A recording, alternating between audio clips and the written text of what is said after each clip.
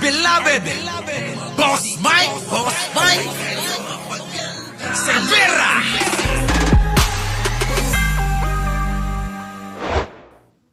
Ni DPWH Secretary Vince Dizon ang rekomendasyong kasuhan si late Representative Martin Romualdez. Wala raw siyang pangamba dahil may ebidensya laban sa dating speaker. So ayan na. Ikaw naman Manang Aimee, makasira ka lang talaga eh. Ito maliwanag na maliwanag mga kababayan na sinabi, kakasuhan daw si Bonjing. Kakasuhan daw si gumagano na. Paano ba naman na magkakaroon ng paano magkakaroon ng appeal ang isang Martin Romualdez kung laki-laki mong tao, laki-laki ng tiyan mo, laki-laki ng mukha mo. Gumaganon ka. Wala. Hindi ka doon. Hindi ka magkakaroon ng pogi points. Mahina lang talaga yung mga Mahina lang talaga yung mga taga-PR mo, Sayang, sayang ang bayad sa kanila. Wala. Mahihina yung mga bata mo. Kita mo? Ang tagal-tagal mo ng mga pinagbabayaran yung mga bata mo. Hindi ka pa rin naiaangat, hindi ka ba nagtataka nun? Laki-laki na ng gastos mo sa kanila. Di ba?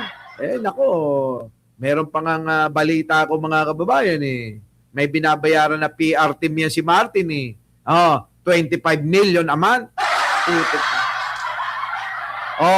Di ba? Nako Martin. Wag na, baka mamaya madamay pa yung iba. Tala, nasaan na tayo? Pass out! Listahan na at testimonya na. Wala pa rin. Pag tinanong, sinasabi, si Speaker daw, si Bonjing. Sabi, si Speaker daw, hindi daw guilty. Pagkatapos, tingnan mo, bobo talaga nito. Si Speaker daw ay hindi guilty. Yun na nga, kakasuhan na nga Ang kulit na itong mahabang baba na to. Uy, Manang Aimee, may appointment ka pa. Yung ilong mo, hindi pa masyadong tuwid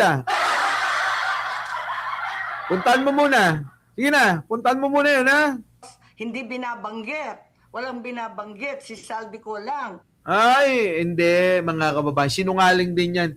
Hindi nga Pati nga itong si Cayetano na hindi natin, mga kababayan hindi natin napapansin meron din pala.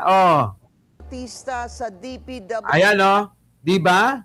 Etong si Cayetano, mga kababayan ko, kapatid ni 10K. Di ba tahi-tahimik ito pero meron din kabulastugan daw sabi Kaya mga kababayan ko, huwag kayong magpa-uto-uto sa mga politiko na yan. Kita nyo. Maging si si Grace po ay sangkot din.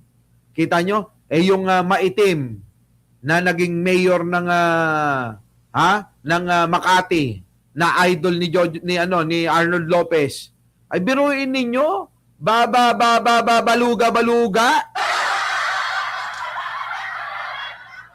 Kita nyo, kala nyo mga kababayan servidora sa Senado nung napunta dyan. Ay senador pala yun.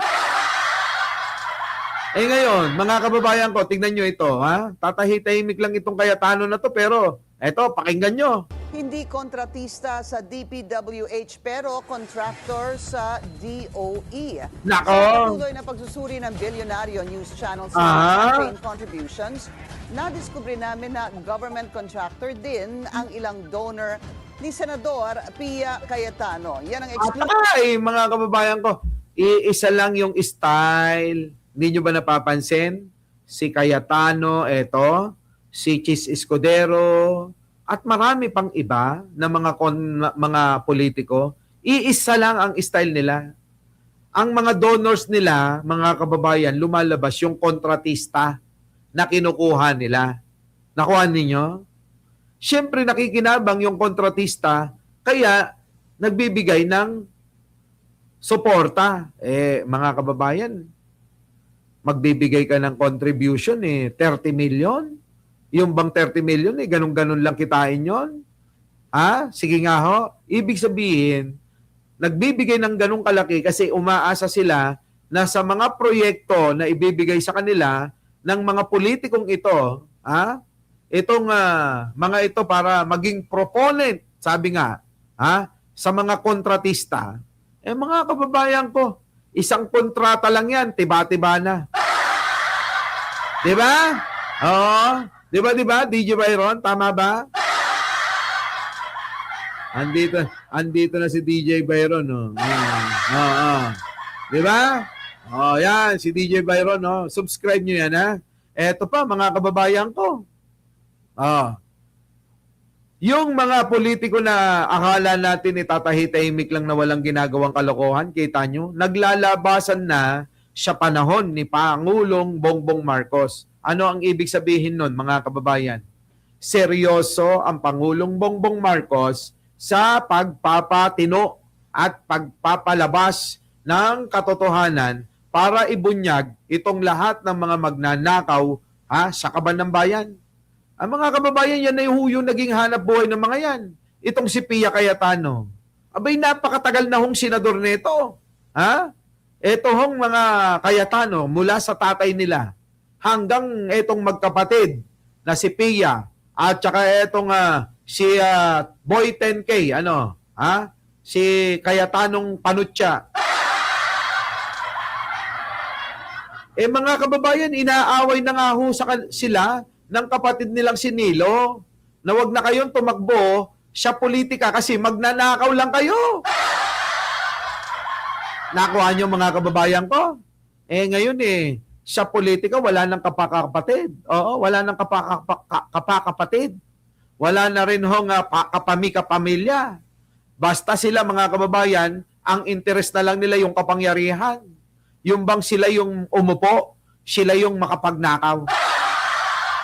Grabe, no? Tindi, mga kababayan ko. Yan dahil po yan, mga kababayan ko, kay Pangulong Bongbong Marcos, hindi natin malalaman ang lahat ng ito kung walang tulong ng ating mabuting Pangulo. Hindi kontratista sa DPWH pero contractor sa DOE.